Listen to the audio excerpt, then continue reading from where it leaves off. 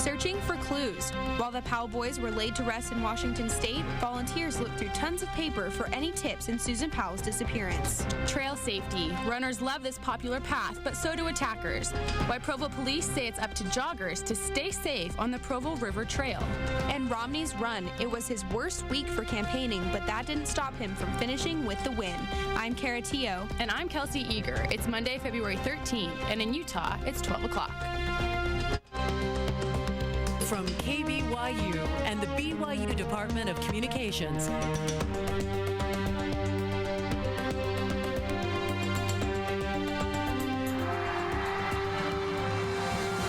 This is the award-winning 11 News at noon. Memorial services for Charlie and Braden Powell turned blue, with mourners wearing blue and purple ribbons in memory.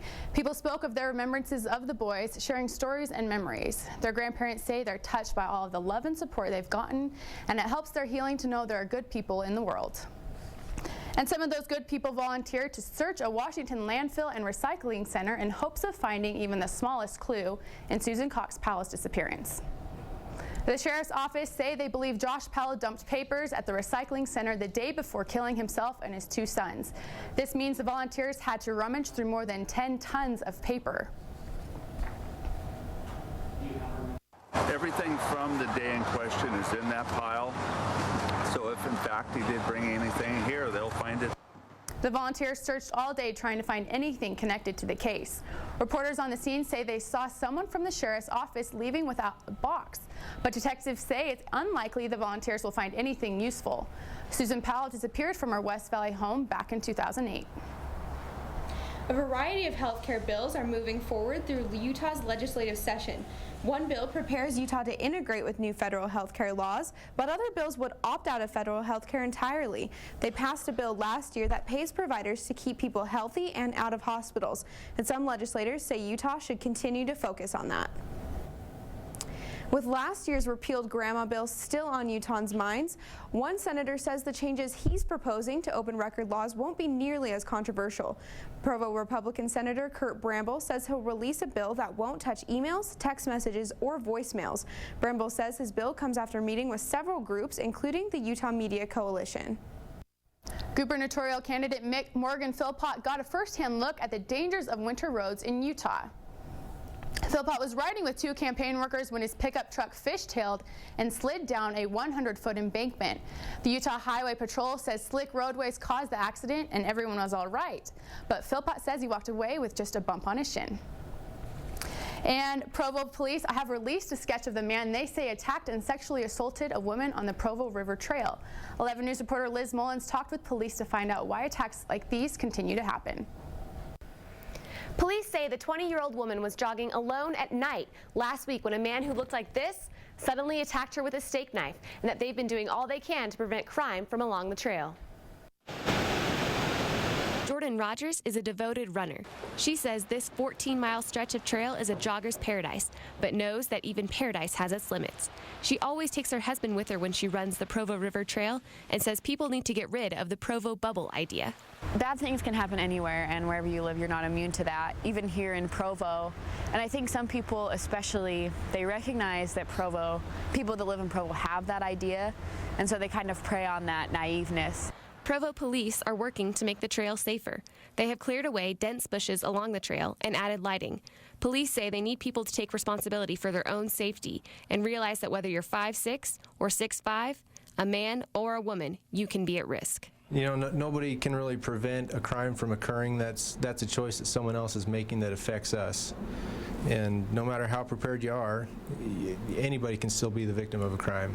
Police increased patrols along the trail using cars, motorcycles, and segways, but even that won't always be enough. You know, we can't do this job alone. We just can't be everywhere. A police department tip list for those who use the trail suggests only running during the day, bringing a friend, a cell phone, or even a whistle. Police say anyone who knows who this is or with information about the attack should call them. They also welcome suggestions on improving the trail. To see the entire police tip list, click on my story on our website, 11news.byu.edu. Kara? Thanks, Liz. Union Pacific Railroad agrees to pay $1.5 million in fines for environmental damage they caused in Provo and other Intermountain areas. Violations occurred at 20 rail yards and included oil and coal spills in 2003 and 2004. Union Pacific says they will continue to obey all government laws and regulations. When 11 News at Noon returns. Mayor's meeting. John Curtis stopped by at campus to answer students' questions. See what concerns came up the most. And curtain call. One BYU professor prepares to take her final bow. The impact she's leaving with theater students and the entertainment industry. Stay with us. Provo City's Mayor John Curtis came to campus for a question and answer session with BYU students. 11 News reporter Ariel Harrison attended the meeting. And Ariel, what do the students want to know? Students asked about parking and the future of Provo's Tabernacle, but students were mainly interested in what was going on with Provo's economy. Mayor Curtis talked about how recently Provo has become a major economic investment. The county was recognized several weeks ago for having the third largest job growth in the United States. The mayor says more jobs are becoming available as businesses are investing time and money into Provo. In addition to the new temple, businesses all around Provo are getting ready for the additional business that he expects will come to Provo in the next year or so. The state is investing $1.7 billion into I-15, along with New Skin's $100 million addition to their building, which should bring in 600 additional employees. The Marriott Hotel is also in the process of investing $2 million additions to their rooms and lobby. As these changes take place, the mayor says Provo will become busier than it already is, and that students should become aware of what's going on around them to prepare themselves for possible job opportunities. Live on BYU campus, Ariel Harrison, 11 News. Thanks, Ariel.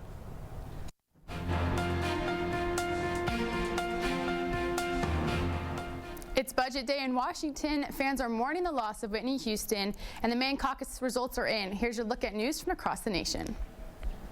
President Obama's 2013 national budget is hot off the press. This year's plan includes raising taxes on the wealthy and more spending for education and transportation. Many of the items are similar to his past proposals because Congress hasn't adopted them yet. Analysts say the legislators won't let the new budget go through until the election is over in November.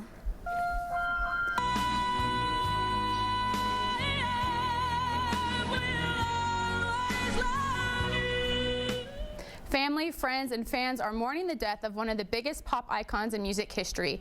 Whitney Houston's bodyguard found her dead in her Beverly Hilton suite on Saturday, hours before she was to attend a pre-Grammy Awards bash at the hotel. The LA County Coroner's Office says they will not release her cause of death until toxicology reports come back. And Mitt Romney gets back on track. He took 39% of the votes in Maine's caucus over the weekend. The win comes after he lost the last 3 contests. Ron Paul snagged 36% of the votes, while Rick Santorum and Newt Gingrich didn't even campaign in Maine. They spent their time getting ready for the Arizona and Michigan primaries at the end of the month. And that's your look at news from across the nation. Kara? BYU professor Janet Swenson started doing makeup design on the original Donnie and Marie show and hasn't stopped since. 11 News reporter Janet Govin tells us about one of BYU's stalwart theater professors. In the HVAC, down the elevator, and through the dark basement hallway, you'll find Professor Janet Swenson busy teaching in the makeup room. It's great here. I love the students, and I love watching them catch fire and get interested in. She came to BYU as a history teaching major, but after auditioning for a school play, discovered that theater was her passion. She acted and put her sewing skills to use. I ended up being a costume designer. Who knew? When Janet first got to BYU in 1965, women had to wear dresses to class, and she made about $1 an hour working on campus. She doesn't have children of her own, but she's been able to teach students, their kids, and even the next generation. Having the grandkid isn't a bad deal, right? Because it's kind of like my grandkid. And her students say they've learned a lot from her. She inspires people. Just makes this seem like the only thing you would ever want to do. After more than 40 years at BYU, Janet will call it quits. It's kind of sad that she's leaving, and we'll definitely miss her a lot. I think the BYU is losing a gem, but she's touched so many people, she'll never truly be gone. On BYU campus, Janet Govin, 11 News. Even once she retires, Professor Swenson says she can't turn the creativity off. She'll keep teaching her makeup classes part-time and do freelance costume and makeup design on the side. 111 News at Noon returns. Pushing through. This BYU track star keeps winning even with an injury that would put most athletes on the bench. Musical Farm, how one woman found perfect harmony in her barnyard. And I'll show you if the snow is here to stay this week. 11 weather when we return.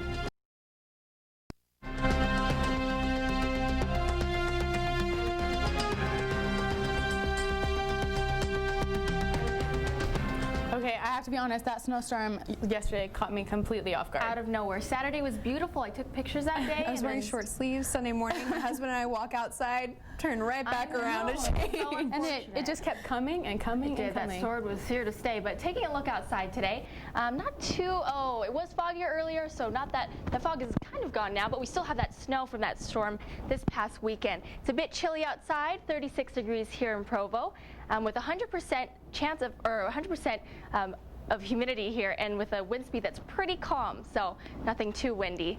And what to expect for tonight, we have a low of about 32 degrees, so not too bad. And that storm here we saw through the weekend was here to stay, and unfortunately we got some snow on Saturday. And we see here in California we have another storm coming through that will hit us Monday through Wednesday, and especially the southern part of our state will be hit right here. And so taking a look at the highs for our state, looks like the Wasatch Front is about in the 40s. We have Logan with 43, Salt Lake 47, Provo 48. Down in Price, we've got 41, Moab 48. Cedar City with a 37 degrees for the high, and St. George with 50 degrees. Taking a look now at the southern part of our state, for St. George, we have that 5-day forecast, Monday through Wednesday with those raindrops here, and the highs in the 40s, 51 on Wednesday, and lows in the 30s. Thursday through Friday, we will see that sunshine, beautiful sunshine come out, with highs in the 50s and lows in the 30s. And taking a look now at the northern part of our state, unfortunately, we have some rain-snow mixture going on with the highs in the 40s and lows in the 30s and 20s. And Thursday through Friday, we'll see that sun peek out, so hopefully it'll be a good weekend, that good holiday weekend. And hopefully you guys have some good plans for Valentine's Day. I know it's going to be a little wet there, but let's see, stay inside, go to some nice restaurants maybe. What do you guys think? Any plans for Valentine's? Well, with the snow, maybe something inside, like you said. Yes, yeah, definitely. My husband won't tell me what he's doing. Yeah, so we'll find out. Or a nice restaurant. Maybe with the snow, someone should go hit the slopes. Skiing, snowboarding That date, would be maybe. good for them. They had a good weekend. Get some action, some sports. Yeah, definitely. Thanks, guys. Speaking of sports. Okay, Sean. Looks like it was a good weekend for local basketball fans. Definitely. No, it definitely was, and it was interesting. It was the first weekend without football since August, but the basketball more than made up for it. Next on sports, crushing waves. Pepperdine rolled into the Marriott Center on Saturday and rolled right back out after a beatdown from BYU.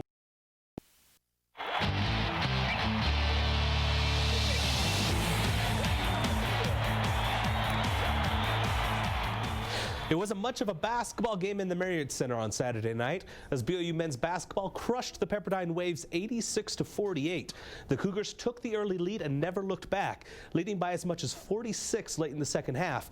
BYU was led by Charles Abuo's 23 points and 12 rebounds, and they finally broke out of their three-point shooting slump, hitting 12 from beyond the arc. But it's an athlete's worst nightmare, a season-ending knee injury, or is it? 11 sports reporter Kyle Pettit jumped in the sandbox to discover the secret of a track and field superhero. Kyle, what makes this guy so special? Tearing an ACL alone would send any ordinary athlete to surgery and about 6 months of recovery. But remember, Kyle Mills is far from ordinary.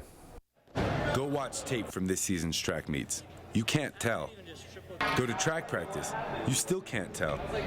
Unless you headed over to the athletic training room, you would have no idea that triple jumper Kyle Mills completely tore his lateral meniscus and his ACL this season.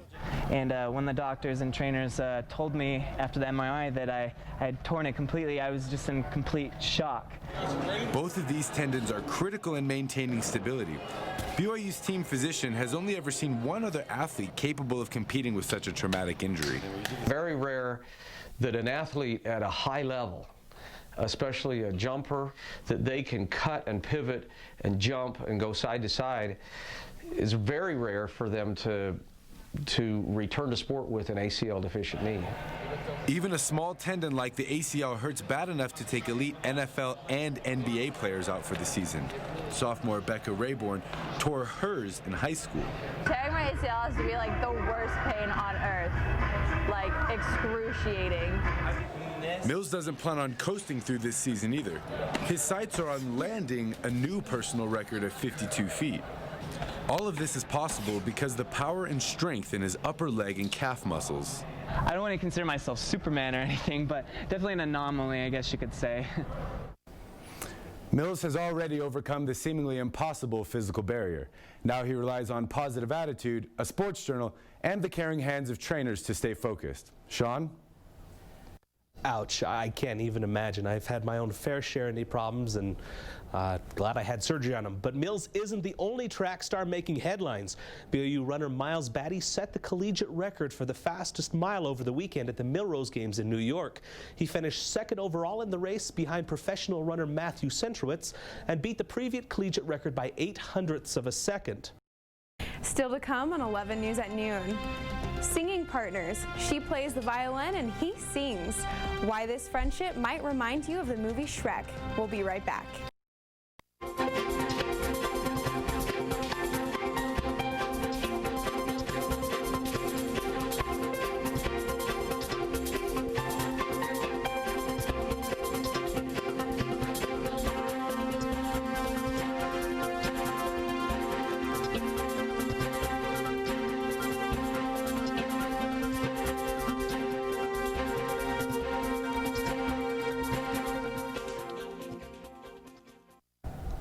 Old MacDonald had a donkey. That could sing, and much better than myself. A new video showing one singing a duet with his owner is getting a lot of hits online. A Florida rancher took up the violin, then started putting on concerts for her animals. The cows weren't impressed, but Don Quixote saw it as his big break for his singing career and joined in from across the farm. The farmer posted it on YouTube for her family to see. Now the donkey is a star with more than 200,000 hits. I think that's so cute. Kelsey, I liked your better. So we're gonna go on tour. Don Quixote and I will be on tour. That'd be nice. I'd pay to see that. Oh goodness. That's 11 News at noon for Monday, February 13th. You can join us anytime on our website, 11news.byu.edu. Thanks for watching. Have a great afternoon.